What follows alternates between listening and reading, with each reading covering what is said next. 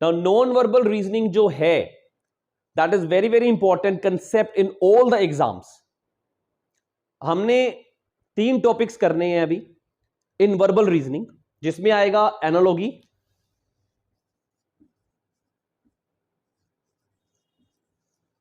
उसमें आएगा हमारा classification odd one out,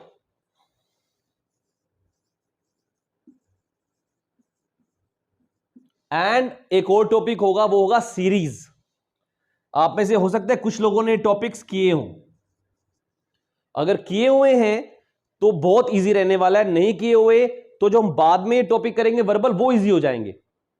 let's understand analogy first. Analogy होता क्या है?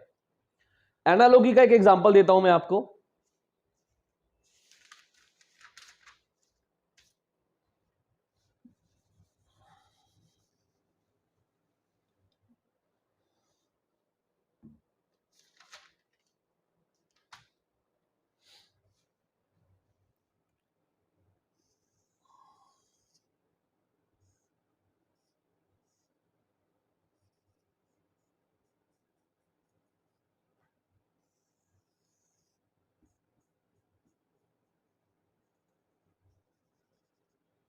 So you have been will be given with 4 figures or 5 figures or 6 figures.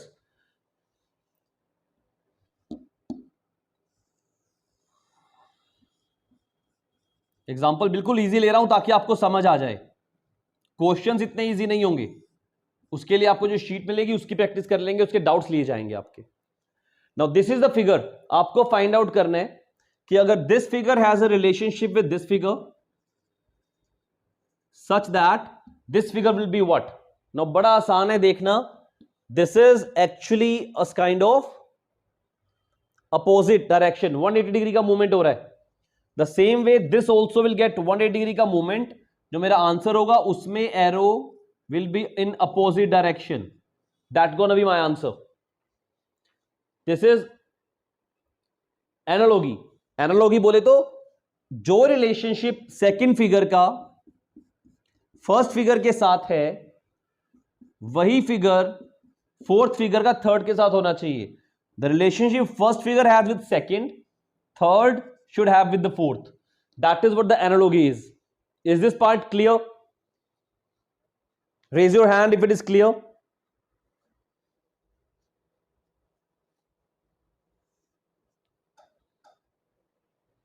Okay great. Now let's say एक और part करते हैं नॉन वर्बल रीजनिंग का.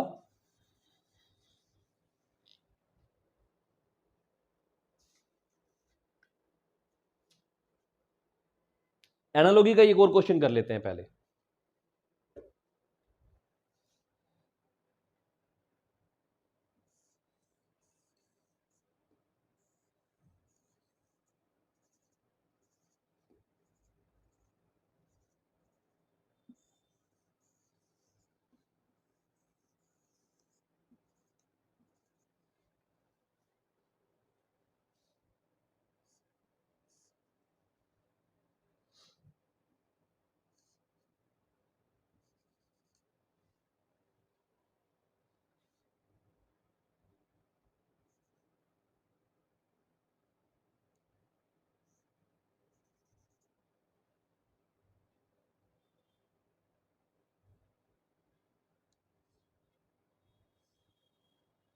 Now this part has a relationship with this part.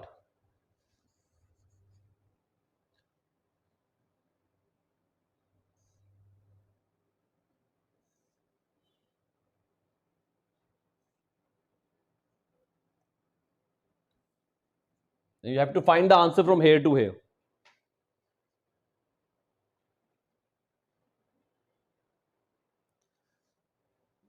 So we are doing third topic now.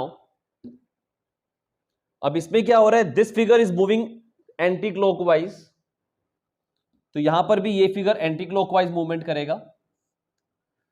This is also going anti clockwise, ये भी anti clock जाएगा. एक छोटा सा चेंज होगा, यहां स्टार का जो साइन है वो लाइन के अंदर है और यहां पर बाहर है. तो सेम वे यहां पर सर्कल जो है इससे बाहर आ जाएगा. That will be the answer to me. Is this also clear?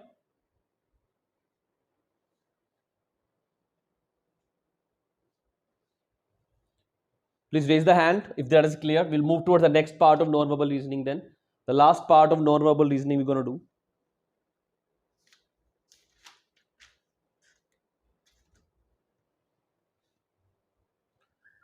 The next part we have of series. Series क्या होती है? A pattern again.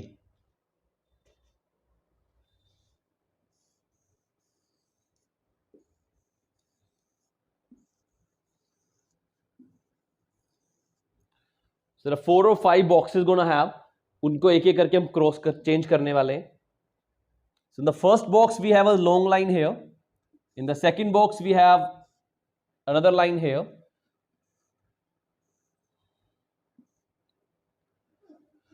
Now what will be there in the next? That what exactly we have to understand now. अब यहां से यहां move हुए. पहली चीज तो ये देख रहे हैं जो मूवमेंट है वो क्लॉकवाइज है. जो लाइन आपकी लेफ्ट हैंड साइड थी वो क्लॉकवाइज ऊपर चली गई. उसके बाद नेक्स्ट क्लॉकवाइज नीचे आ गई. That means now it has to be at the bottom. लेकिन लाइंस आएंगी कितनी? फर्स्ट केस में 1 है, फिर हाफ इंक्रीज हुई, फिर 1 इंक्रीज हुई. अब 1.5 इंक्रीज होनी चाहिए बिकॉज जो इंक्रीज है लाइन का that is plus 0.5 plus 1 it gonna be plus 1.5. So 2.5 plus 1.5 gonna be 4. That means we're gonna get 4 lines here. Now that will be my answer. Understand this once again. Series का question है non verbal reasoning के अंदर. आपको 1 line दी गई है left hand side पे. Now that has been moved clockwise toward the top hand side. Top से मूव हो गई राइट हैंड साइड, राइट से मूव हो गई बॉटम पे. तो क्लॉकवाइज मूवमेंट चल रहा है. लाइन 1 थी, 1 से 1.5 हुई, दैट मीन 0.5 एक्स्ट्रा. वहां से 2.5 हुई मतलब 1 एक्स्ट्रा. वहां से 4 हो गई मतलब 1.5. This pattern also has to be identified along with. Is this also clear?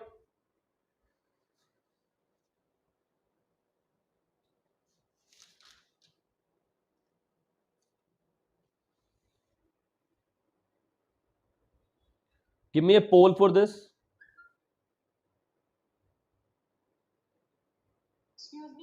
हाँ जी भूमिका.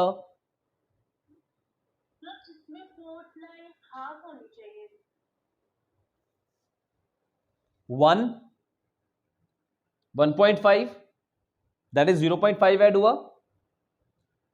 1.5 से 2.5 हुआ दैट इज प्लस 1. आप ये देखो 0.5 अगर यहां पे आप कहोगे 4.5 होगी तो वहां पर मुझे 2 लाइन्स ऐड करनी पड़ेंगी. Getting my point? जो आपकी सीक्वेंस है वो जा रहा है क्लॉकवाइज और नंबर ऑफ जो लाइंस है वो हाफ हाफ करके इंक्रीज हो रही है. 0.5 1 नाउ 1.5. इससे नेक्स्ट फिगर जो होगा उसमें 6 लाइंस आ जाएंगे अगर आएगा तो. उससे नेक्स्ट में 2.5 ऐड हो जाएंगी and so on. Clear? Okay.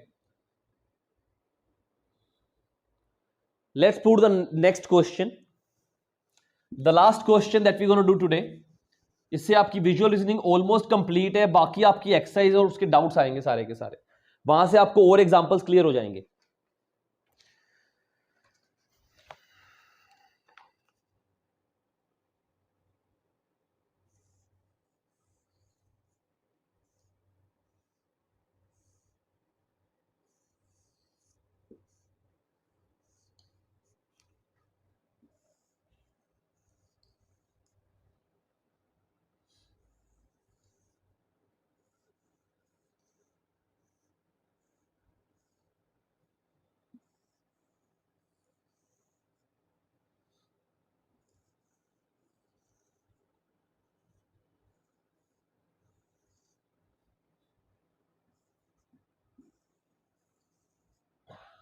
Now this is the last question of the day which you're going to have.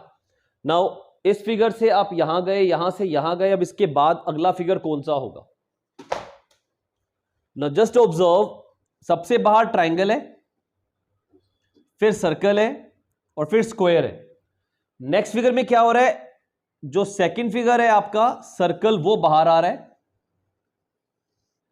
जो उसके अंदर है स्क्वायर वो अंदर जा रहा है, और जो सबसे बाहर है ट्राइंगल वो सबसे अंदर चला गया. द नेक्स्ट फिगर अगेन जो आपका स्क्वायर था वो सबसे बाहर आया, स्क्वायर के अंदर ट्राइंगल है तो ट्राइंगल यहां पर आ गया और बाहर सर्कल वो सबसे अंदर चला गया। नाउ नेक्स्ट फिगर में क्या होगा, आपका ट्राइंगल सबसे पहले आएगा, ट्राइंगल के अंदर सर्कल आएगा और सर्कल के अंदर स्क्वायर आएगा। तो sequence gonna continue. Is this also clear? इसी तरह के मिक्स्ड क्वेश्चंस आप लोग को आने वाले हैं। Again I am gonna send the sheet to you guys, उस शीट को करो and take the doubts in tomorrow's class. Non verbal reasoning की आज लास्ट क्लास थी, tomorrow we gonna go at the next topic group में आ जाएगा, so you guys can get ready for that. Any doubts right now we have?